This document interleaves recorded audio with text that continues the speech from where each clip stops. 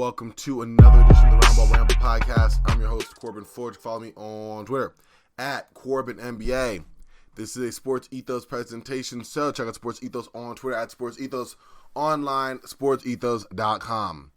All right, y'all, we have a fun show. I was a just privileged person to be a guest on my good friend and host of the One and Done podcast, as well as the Bird Rights podcast, Steven Bagell. I was on his show last night, just going over the Pascal Siakam trade more in depth, and Bagell gives a different level of insight than I usually provide, more in depth, more from the front office perspective, so definitely make sure to check that out. You'll be hearing that in a minute, but wanted to run through the scores real quick with a 5-game slate of games last night. First of all were relatively close. The Timberwolves pulled away from the Grizzlies to win 118-111, but every other game was decided by no more than 7 points, and really just 6. But the Thunder beat the Jazz 134-129 in a very close game. Told you the Jazz are red hot, but the Thunder were a little higher as they bounced back. Shai Gilgeous-Alexander, who is definitely in my MVP conversation, at 31 points, 6 rebounds, and 6 assists to lead the way. For the Knicks and Wizards, Marvin Bagley scored 20 points, and he is the story of the game for that matchup. Okay, I'm just kidding. He's not. It's actually Jalen Brunson with 41 points, 8 rebounds, and 8 assists. But Bagley did look pretty good. I just wanted to mention Marvin Bagley in the year 2024 because he's still a player. And hopefully he can play better in Washington, right? Some guys are 3rd, 4th draft guys. It's okay. But yeah, Knicks beat the Wizards 113-109. The Bulls went to Toronto, saw, and won 116-110. Nikola Vucevic at 24 points, 14 rebounds, and 7 assists, while DeMar DeRozan did DeMar DeRozan things. Had a nice slick pump fake, had an up and under for the and one floater. Really good move by him. And then lastly, the Indiana Pacers beat the Sacramento Kings without Tyrese Haliburton, without newcomer Pascal Siakam, 126-121. TJ McConnell put together a double-double, 20 points and 10 assists. Good play for him. As far as games to watch tonight, there's 2 that I'm really looking at. Well, really 1 that I'm looking at. But 2 of the ESPN doubleheader. 1, Celtics are going to play at home against the defending champs. So that will be interesting to see how that looks. Celtics and Nuggets. Definitely looking forward to watching how that goes down. And the Lakers are going to go for their first 3-game win streak since the first week of December when they host the Nets. If it's been a while, yeah, it's been a while.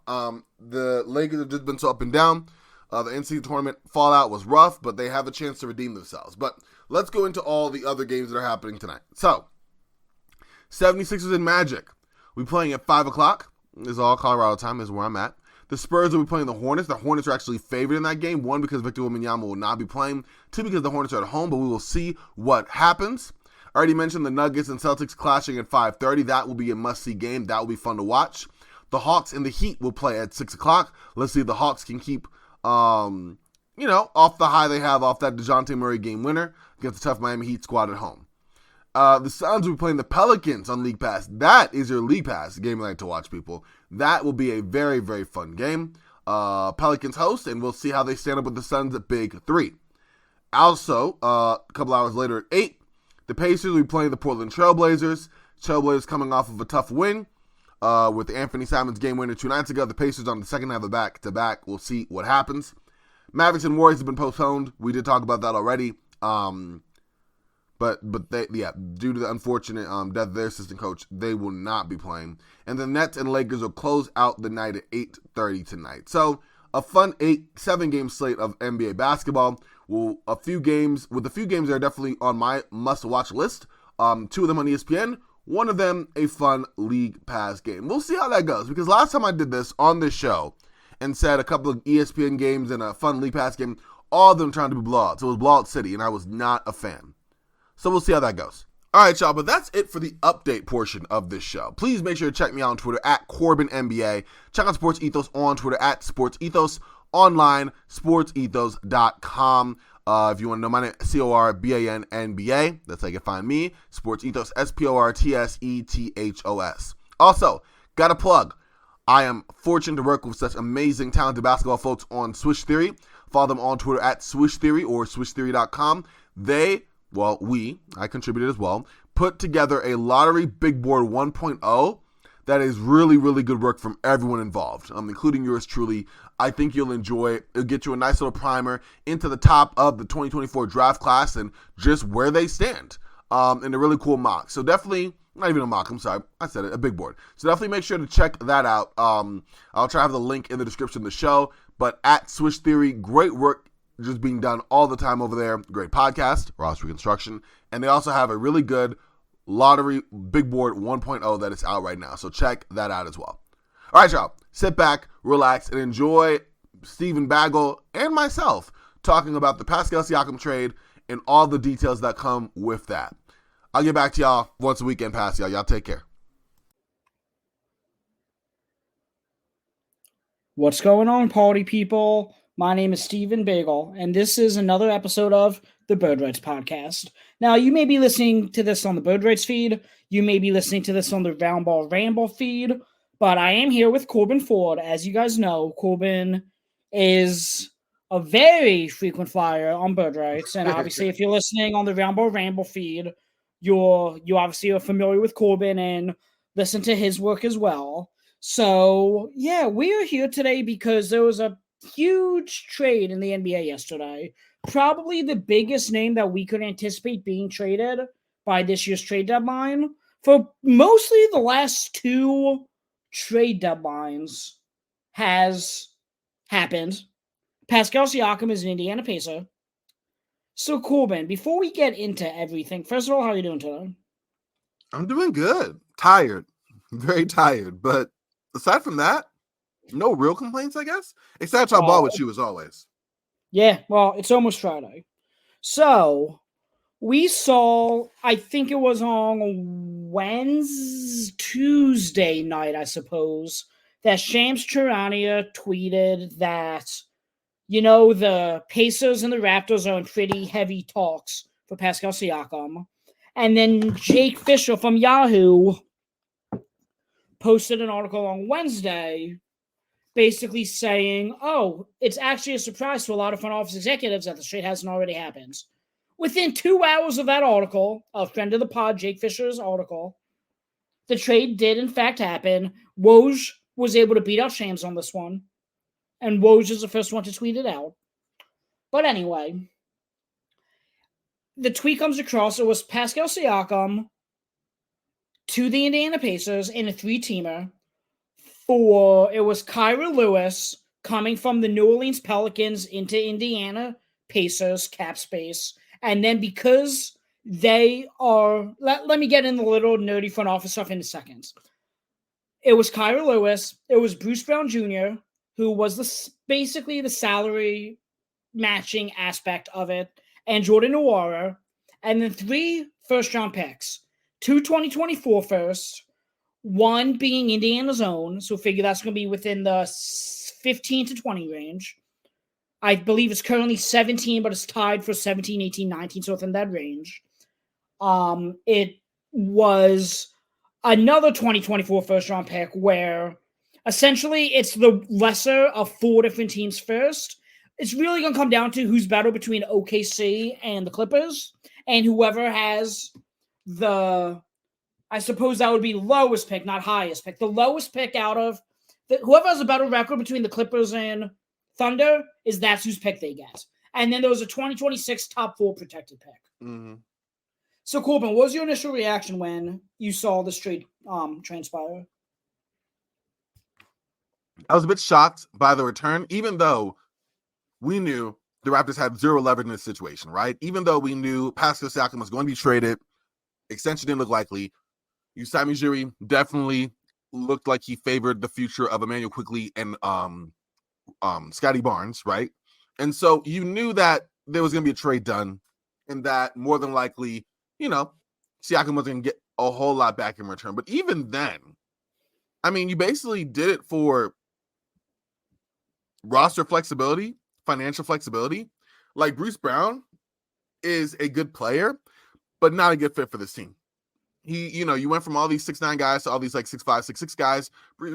Excuse me. Bruce Brown's another guy who can, play decent defense, facilitate pretty well, but isn't a very good shooter, right? Just shooting just 32% from three, has been up and down for his career there. So congratulations. Now you've joined the other good or subpar shooters as a Toronto Raptor, And so I think what's most curious is whether or not Toronto decides to move on from Brown to get some, second round picks, maybe, an aspiring contract to match since they can't aggregate his contract in with anyone else. Like, that is something I'm curious about. But ultimately, that was the first thing I thought was, that's it? I mean, you didn't even get Andrew Nembhard. Like, you didn't get, Andrew Nembhard's good. So was Jalen Smith, but you didn't even get Jalen Smith. You didn't get Andrew Nembhard. You weren't getting Jarace Walker, right? Like, what did you do? And ultimately, looking back, listening to others who are a little more knowledgeable than myself, you see that, hey, it's the best they could have gotten. But now it just makes me think how much more they probably could have gotten had they decided not to make the trade for Jakob Pearl and just blow it up last offseason or last regular season trade deadline. So, good transition, because that is something I do want to touch on, is last trade deadline. But there was a report that Sacramento was close to acquiring Siakam in a deal that involved Kevin Huerter, Harrison Barnes, and 2 firsts. But Siakam essentially said, I don't want to sign long-term in Sacramento, so the deal fell apart, essentially. Clearly, Siakam feels differently about Indiana. I don't think Indiana would have given up 3 first-round picks if they had any doubt that Siakam could walk. Let me ask you, though, because you did just mention the fact that Toronto last trade deadline was the team, them in Chicago, that were anticipated being the 2 big sellers. Clearly, that did not happen. Not only did Toronto not become sellers when they had Siakam and Anunoby with a year and a half left on their deal rather than expiring deals, but they traded a first-round pick that's top 6 protected for Jakob Poeltl, that now, when they decided to rebuild a year later, they no longer have their first-round pick in this draft, potentially. Obviously, it's top 6 protected. I think right now would be the 6th pick, so they would have it, which is probably even worse if they get it, if they keep the pick this year, because then they lose their top 6 protected either in 25 or 26 if they're not bottom 6. Mm-hmm. So, and for those of you who aren't as familiar with the draft, this is a pretty weak draft class. I mean, there's not really any consensus at the top at all. So, yeah, I mean, I'm not saying you can't get a game changer at 6 or a franchise cornerstone in this draft. But my point is Toronto acquired 2 picks in this draft that are mid to late first-round picks in a weak draft. And based off what they did at the deadline last year in order to acquire Jakob Poeltl, they lost the potential to have the number 6 pick either this year, next year, or the following. So let me ask you, Corban, this might be a hot take. Is Masai Ujiri a little bit overrated as an executive at this point? Woo! I mean, yeah, I guess so. I mean, he left Fred VanVleet walk for nothing when he could have traded him at the deadline. He ended up getting Kyle Lowry when he was a free agent to a signing trade in Miami where he got something, although not a ton.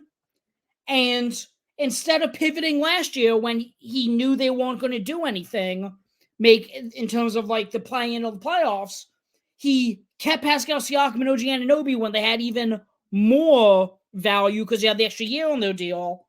Instead, traded the first for Poeltl. Now they lost their first when they're tanking. And this is I think you're right. Well, he almost reminds me of like a Joe Dumars. Okay. In a sense, remember Joe Dumars taking over Detroit, made all the right moves, building up the dynasty, right?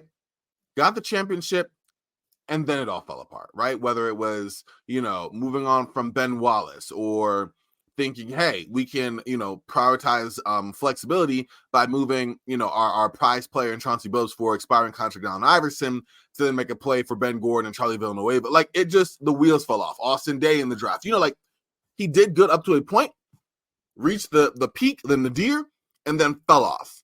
I think that's maybe more like Masai Ujiri. Because even in Denver, he was solid. In Toronto, he built this really good situation.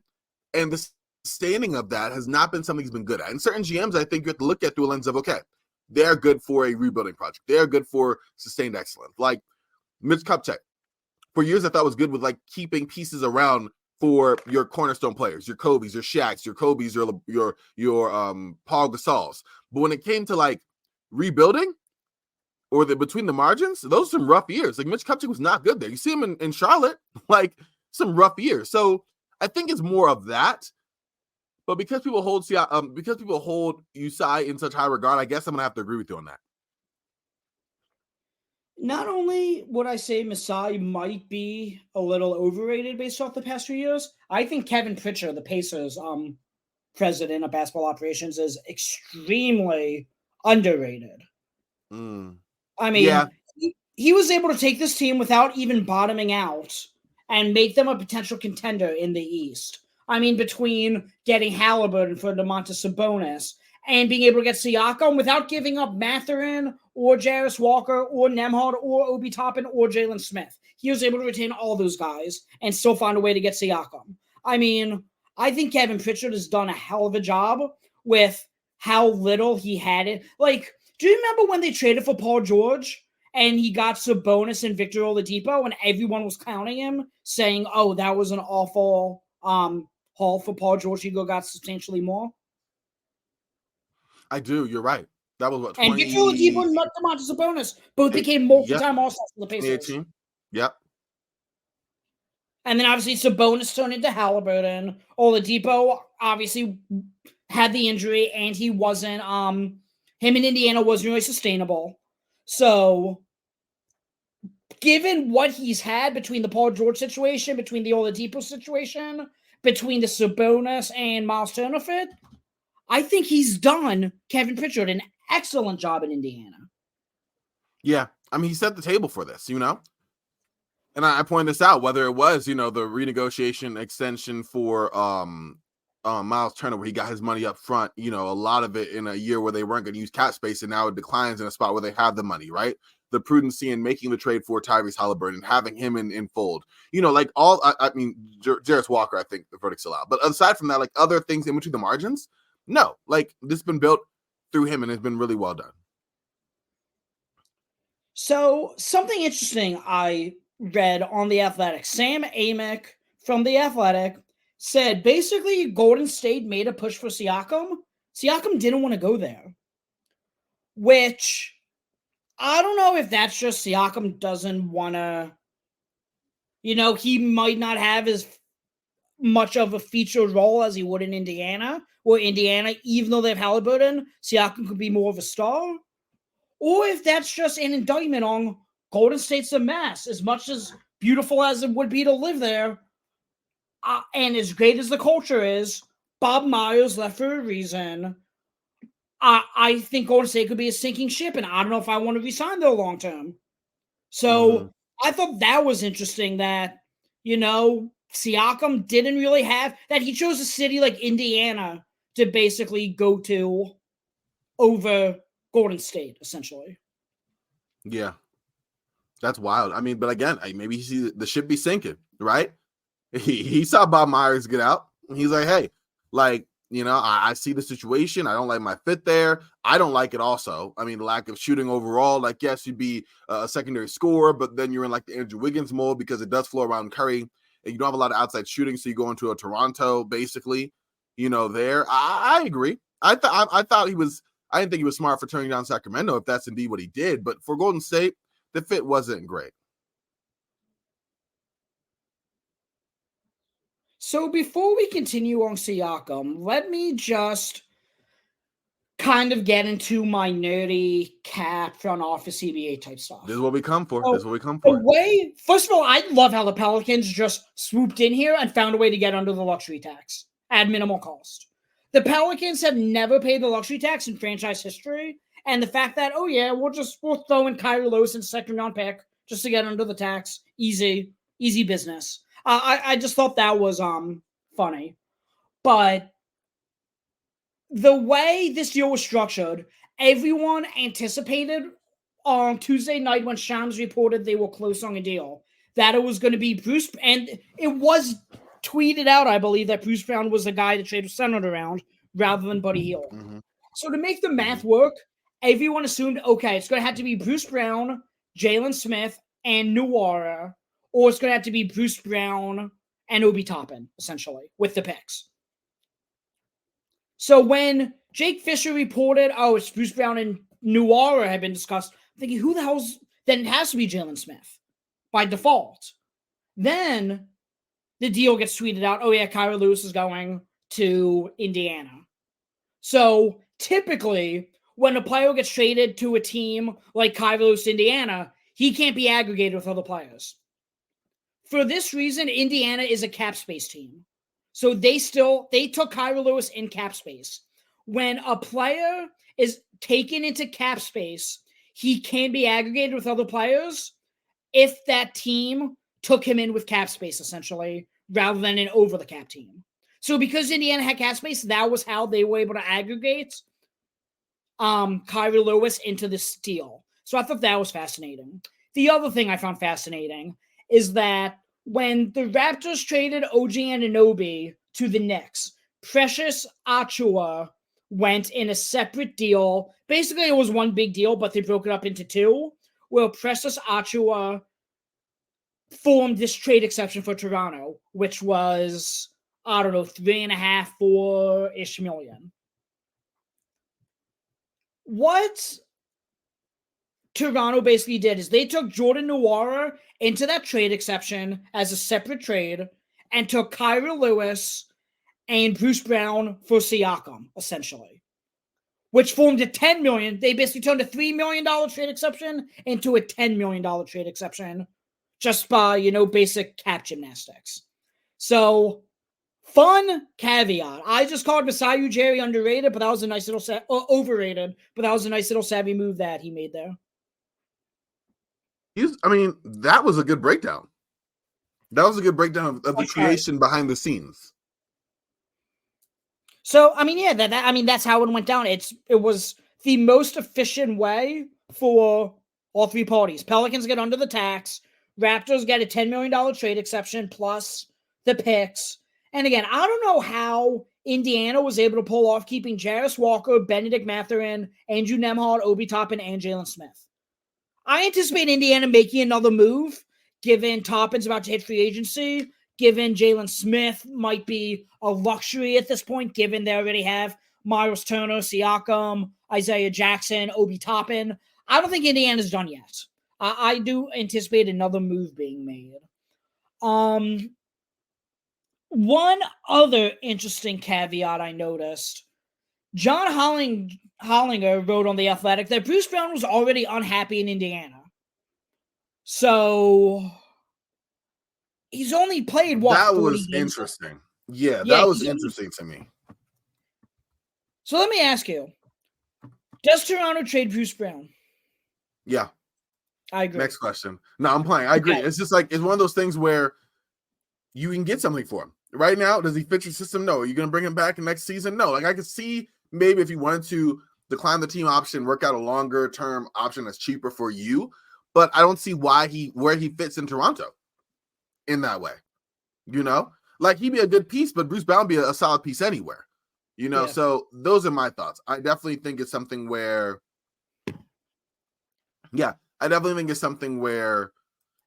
he is rerouted and immediately. They asked Usai Ujiri today about where they're going to make any more trades, and Usai said definitely. So, like, there's going to be something else. So this sort of reminded me of the Drew Holiday to Trailblazers trade for Damian Lillard, in terms of, I'm not comparing Bruce Brown and Drew Holiday's players at all. That's not why I'm saying that. But more so that, okay, we got X amount of first picks for Dame. Now we got X amount of first round picks for Drew. And then you have a package of 4 or 5 first, basically stemming from the Damian Lillard trade. So if you break it down here, Indiana could sell themselves, we got 3 first round picks for Siakam. Now let's flip Bruce Brown for a first and expiring salary. And then all of a sudden, Toronto could sell themselves on, yes, we got 3 weaker first-round picks from Indiana, but really we got 4 first-round picks because we got one for Bruce Brown as well. I get what you're saying. So then you could make it a bigger haul. Like, it's almost like he's the gateway to more assets. So then you can say for Siakam, we got XYZ, XYZ, XYZ, and this, and this. Leave out Bruce Brown, it can be a conduit to getting more draft capital. Same thing that the Trailblazers did when they flipped Drew Holiday to Boston. I was just thinking that. So, 2 clear landing spots for Bruce Brown, in my opinion, in terms of the trade market. First one is the New York Knicks. Not only is Bruce Brown represented by CAA, and obviously we know the ties that they have to the Knicks with Worldwide West there, but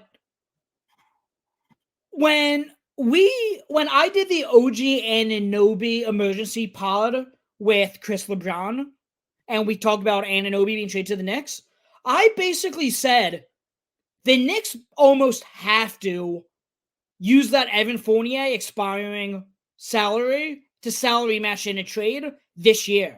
Because if not, going forward, if they want to get like a $15, $20 million player in a trade, they don't have anybody to salary match for. They could pick up Fournier's team option and then flip him this offseason. But realistically, Knicks don't have anybody that's not a key contributor that is just $15, $20 million in dead salary to add another piece. So I think if they did, and I know this one's already been speculated on Twitter, Evan Fournier and Quentin Grimes for Bruce Brown. And obviously these two teams, even though they're in a lawsuit against each other, have already made one trade together. Why not make another? True. See, if I'm think Toronto, that... I was going to say if I'm Toronto, I still think I try to squeeze a first out of the Knicks, given how many they have. But yeah, so that's where my head's at in terms of, Bruce Brown, Knicks. I think that is one of 2 ideal landing spots for both parties. I don't know. I have doubts on the Knicks. I'm just gonna say the Knicks need a scoring guard. Like it said, Mark Stein reported they're looking for Terry Rozier or Jordan Clarkson. Like Bruce Brown is a solid player, but he's a derivative of a Dante DiVincenzo, right? Like he's or I was about to say a Josh Hart too. Like you have like-minded guys who are all pit bulls who get after defensively, who can pass a little bit and can't shoot a lick. Or let me not say can't shoot a lick. They all can shoot either league average to subpar. Like Bruce Brown doesn't answer the bell in that way for me. I liked it. It could work. And I'm sure Coach Tiz would love it and like to deploy it that way, but that's not like the best call for New York, Although like you broke it down, it makes sense from like as a player, again, Bruce Brown's one of those guys that most teams would like him than not. I'm just saying for what the Knicks need right now, after having made a move for OG Anunoby, they need more scoring. They need someone else to break it, to lighten the load between Jalen Brunson and Julius Randle. Because yes, OG Anunoby wants a bigger scoring role, and I'm sure that'll come, but that's not there right now, right? They need a scoring guard that can release some pressure. And when Julius Randle's shooting 5 for 21, or having one of those Julius Randle nights, things can get ugly real quick. Okay. So then let me propose to you my second ideal trade partner with Toronto for Bruce Brown. What about the Oklahoma City Thunder? Now we're getting a little interesting. That'll be interesting. So OKC, similar to the Knicks, how I just talked about how they basically have to use Evan Fournier's expiring salary to salary match, otherwise they lose the opportunity to do that. The Thunder have a similar issue with Davis Bertans, which they basically took on Davis Bertans to move up in the draft to draft Cason Wallace, and because of an opportunity like this that they thought they would be competitive, which clearly they were right, and they have $17 million in basically dead money that they could flip for another contributor with the amount of picks they have. So does Davis Bertans, and I don't know, maybe they throw in Trey Mann or something. Maybe they throw in my guy Poku with the first round pick. So first round pick, Davis Bertans, and either like Trey Mann or Poku to Toronto for Bruce Brown. I know Bruce Brown's repetitive with Lou Dort, but I think it makes a lot of sense for what the Thunder need. Yeah, I like it. I think that, what more are you expecting for Bruce Brown if you're Toronto, right? Like, you're not getting a young prospect back. You should be happy with some decent draft capital and an expiring contract. right? Make the money work, get some draft picks for your troubles, and move on. In Oklahoma City, they're in a position where, listen, they can go after any of these big trade targets now or in the future and not lose any of their core, right? Like, they just have it like that in draft capital. And Bruce Brown, I'm not being disrespectful to him, that's like the lower end of the poll of trade targets that you're willing to put stuff on. Like, no, I think that's a perfectly good one. I mean, the fact you've been giving Trey Mann, like, you're probably doing him a favor.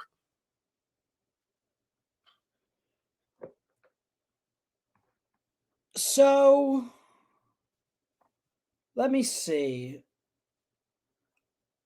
At this point, we saw Siakam traded, we saw Anunoby get traded. The trade deadline is about 2 weeks away. And one thing I do want to note is, as of now, Toronto would have the 6th overall pick, the 17th overall pick, and 27th overall pick. In a draft where it may not even be beneficial to move up. I mean, on my other podcast, the One and Done podcast, my co-host John and I were talking about how this is probably the one draft where you want to move down, if anything, because there's not like a big tier of guys at the top. So I feel like they're not going to bring in 3 rookies next year, so they use that ammo to trade up. But this is a draft where maybe it's not worth trading up for. Again, Toronto is in a weird predicament where right now they have their own first-round pick, but if they win a couple more games, all of a sudden they lose it, which they probably should want to lose it because then they'll get it in 25 or 26, which are stronger draft classes. It's, pretty convoluted situation to be in. But given Pascal Siakam and OG Anunoby were expiring and they didn't know if they were going to re-sign either of them, I think the overall package, they did pretty well. In terms of Indiana, where do you think this puts them in the Eastern Conference hierarchy? I don't think it changes it too much, honestly, at least not this year. Maybe next year. I think right now I still look at Boston. I still look at Philadelphia. I still look at Milwaukee. Then I got Indiana. So you think Indiana's ahead of the Knicks? Yeah. You think they're ahead of the Cavs? Yeah. It's helpful that the Cavs have been so injured. Now, if the Cavs are 100% healthy, then it's more of a conversation. But, like, you can't discount the fact that Pacers have been playing better all season, right? Like, I don't know how much of that's to pull away the injury to Darius Garland, to Evan Mobley, and how much that's just the Pacers been playing better. So I don't think I can anymore presume that the Cavs are just better on paper. I think it'd be a fun game, a fun series to find out. But as of right now, no, I have them over the Knicks for sure, and I have them over the Cavs right now as well. There's like a second tier. Regular season, yes. Miami turns to a different animal in the postseason. We all know this, right? But even when the Miami turns up a notch, I could see Miami being better than Indiana. I still think there's a clear and obvious tier between Boston, Milwaukee, and the 76ers and everyone else. Like, there's a level of separation between those three, in my opinion. Now, I think Miami's in the picture, but like regular season wise, I mean, you see how they're playing. Like right now, if it was them or Indiana, I'm taking Indiana. So I really hope now that Siakam's on the Pacers that we get to see a Bucks and Pacers playoff series. I mean, Indiana's beaten the Bucks 4 times this year. Yeah. And that's before they had anybody who was able to defend Giannis. Now they have Siakam who could somewhat competently do it. I was going to say, somewhat. Yeah, I was going to say there's no stopping Giannis, but I think Siakam could probably do it almost as well as almost anybody else in the Eastern Conference, I would say. He's better than what anybody had on what Indiana had prior the 4 times they beat them anyway. Mm-hmm. So I'm excited. I mean, Indiana, their big thing was they needed legit defense because they were just outscoring teams. That was how they were making their money. So now, I'm excited to see not only does Siakam improve the offense, but he should drastically, provide switchability to that defense as well. Yeah, that'll be interesting. I definitely want to see how he matches them defensively, especially since him and Miles Turner are really your only real defenders on the Indiana squad. One final note I want to say before we sign off. There's not a rumor, but there's been speculation from people saying, the Pacers just could have outright signed Siakam this summer and kept all 3 first-round picks because they had the cap space assigned to a max. Siakam has made it clear he wants the full max. He doesn't want anything less.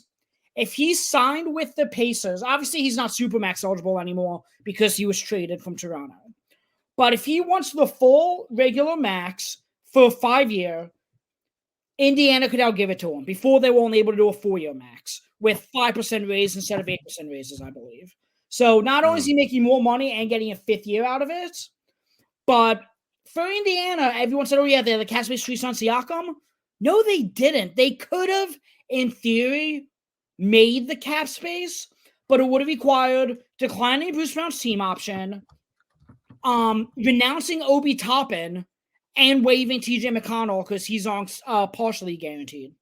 Mm-hmm. So they would have had to do all 3 of those things to then have the room to be able to offer Siakam a max. Was it worth it at the cost of keeping maybe Toppin and definitely McConnell for next year? Maybe. Mm-hmm. Possibly. But, yeah. I think it depends what Indiana does with Toppin in terms of either trading him at the deadline or re-signing him, given they kind of have a glut of power forwards now. But well, that's the thing. Yeah, I mean, but 2 of them are free agents, right? Well, Bruce Brown ended up going in the deal anyway. Yeah, he's gone. Obi Toppin is a free agent of the year. Obi Toppin's a restricted free agent, so they could match. And then, and who am I missing? I think he's the only one. I don't think Jalen Smith, I think, just signed last offseason, didn't he? No, you're right. He did. Yeah, so I think you're right. I'm looking at these. Buddy Hield is the other free agent I was thinking of. Yeah, Buddy Hield. Yeah, but I thought we were talking about 4s. So, yeah. No, we were. I got mixed up. We were. So, I'm interested to see what they do with Buddy Hield because they have Aaron Nesmith, who's provided pretty elite shooting for them. Now, he's not on the same trajectory as Buddy Hield is in terms of Buddy Hield's one of the best shooters of all time. But it's going to be interesting to see because he requested out because they don't want to re-sign him. I wonder if all of a sudden this changes things for them in terms of if they'll be more willing to re-sign Hield, if he still wants out, or if they just want to, take this into the offseason, Indiana. I'm interested to see how that plays out. That's going to be one of those things where this offseason, I think, will be a bigger test on who won or lost this trade. Like right now, I know the clear winner of this trade was the Pelicans because Miss Benson was able to duck that tax, right? And they did it without losing a member of their main rotation, right? So like that I understand. As far as the Pacers right now, I want to say they're a winner, but we'll see, right? We'll see what it looks like in the postseason. We'll see what it looks like in the offseason when they decide who they're bringing back, whether Pascal Siakam wants to come back, all of the things, right? And then we'll also see for Toronto, whether Bruce Brown gets moved and they get more assets in exchange for that and what that looks like for them as well. So it's a lot in the air. And like you said, the Indiana point is definitely something interesting because, yes, you're making a calculated risk, but it's a risk nonetheless. Could you imagine if Siakam walked, hypothetically, after the season?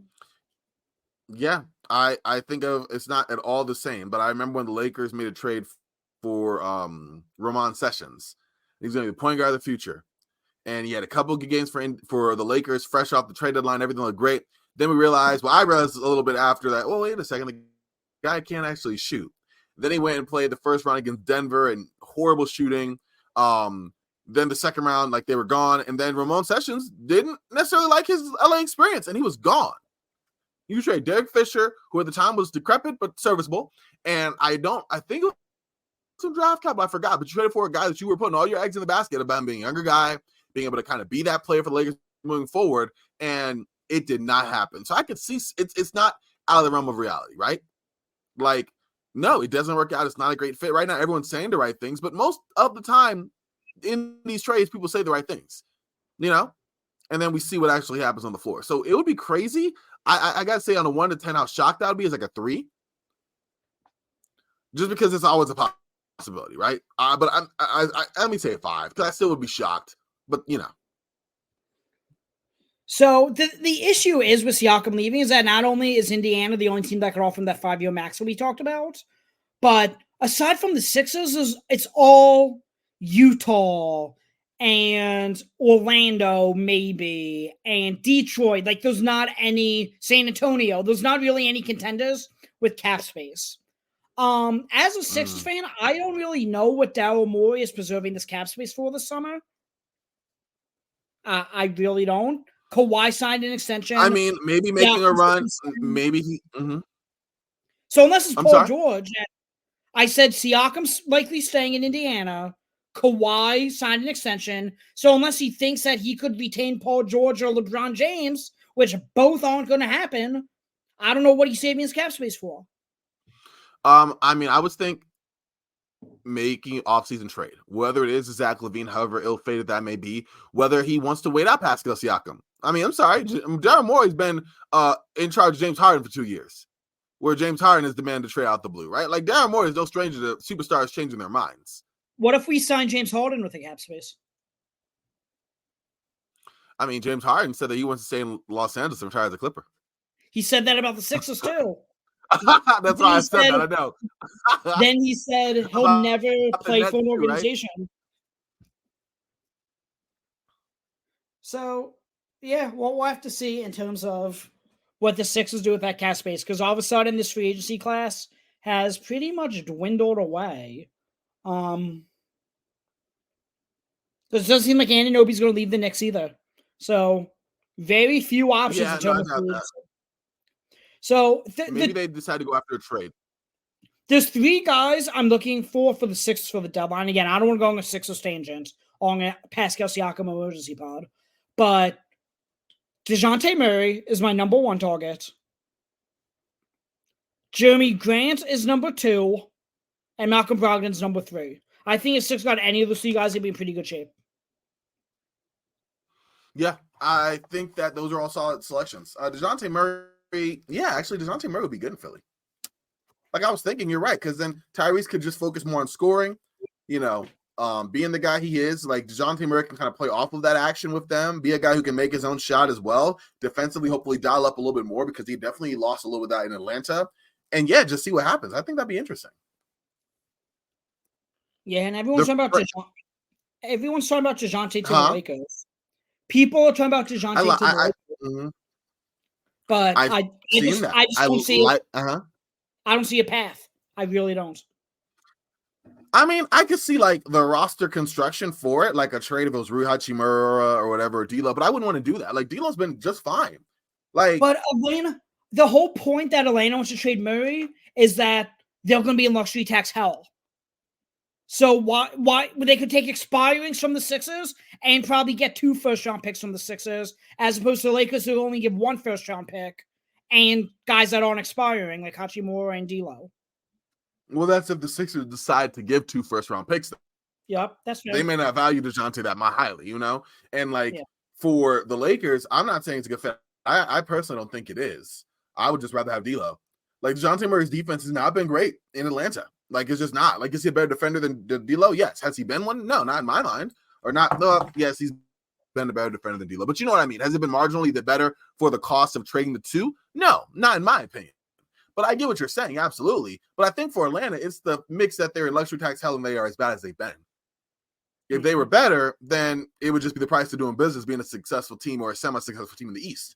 But that's not what they have. They have a team that's underperforming, bad across the board, and yet they're paying a lot of money to guys. I thought DeJounte Murray's contract was actually pretty decent, considering what he could have gotten in the open market, right?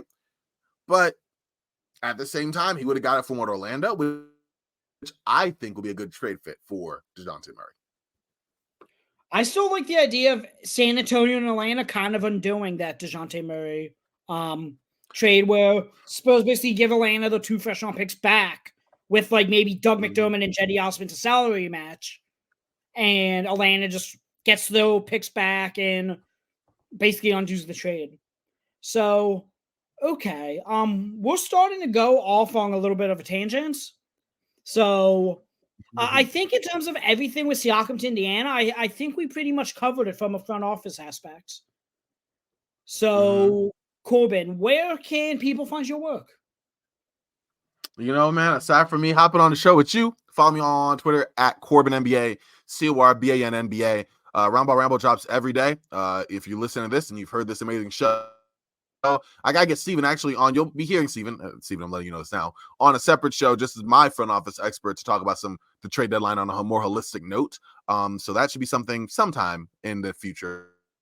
I'm not going to say when because I just brought it up just now. But the point being, follow me there. I also host the Roster Reconstruction podcast on Switch Theory, which I should also have Steven on. But basically, that one is your general roster construction conversations. We did a fun one on 90s NBA Hold'em, where we took different teams from the 90s that, for whatever reason, didn't win the chip, and we tried to build the ideal roster, 5-man fit around this 2-man core. The only problem or the only caveat we had is they couldn't have only been an all-star or all-defensive team selection one time.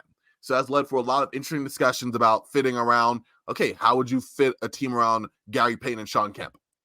Like, who would you go for? Would you do a Miles Turner? Would you do, a Larry Markkinen? Would you go a smaller route? Like, it's been some really fun, interesting team-related discussions on a historical note as well. So, yeah, all that, Corban, at Corban NBA, Corban NBA. Always, thank you, bro, for having me on. Yeah, thanks for coming on. Again, you guys could hear this on Bird Rights feed, on Roundball Ramble's feed.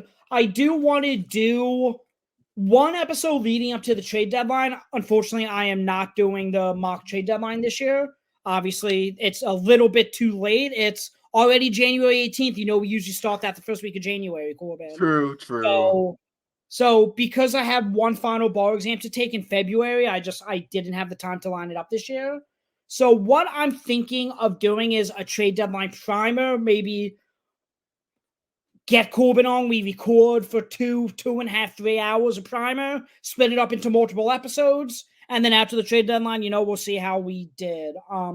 So that's something that I want to do to at least get all the trades in my mind that are always, working the mechanics in my head. So we could definitely do that. You guys could follow Bird Rights Twitter at Bird Rights Pod. You can follow me on Twitter at _NBAGel. That's NBAGELL. You can rate and review Apple Podcasts, Spotify, wherever you get your podcast. Listen to Bird Rights. Listen to the One and Done podcast. It's my new college basketball podcast. We've been doing a whole bunch of player and coach interviews. We have a couple more really cool guests coming up for that in terms of high-level D1 players and D1 coaches. And we're working on obtaining one of the best most notable high school basketball players to come on the pod with us. So be on the lookout for that. And Corban and I will talk to you guys, I'm sure, before the trade deadline. So thanks for listening.